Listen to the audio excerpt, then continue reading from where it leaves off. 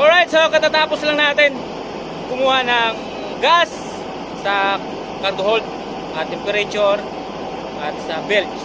So ngayon, katatapos lang natin doon. Kanina bago tayo magtrabaho doon, nangawil na ako. At may huli tayong mga bisugo. Alright, so meron na naman tayong fresh na ulam. Ginagawa ko to, yung mga huli ko yung iba, daing, or bahala na si Mayor. Yun, ito. Cheese! Bisugo! Ano masarap sa inyo naluto ito? Ano, 6 na piraso. Ayan. Power! Thank you, Lord. So hanggang sa muli, malapit na tayo aalis dito, kaya tiyaga-tiyagaan natin na pangangawil dahil malapit na tayo babiyahe. Nandito na yung mga parts, yung ibang parts ng makina.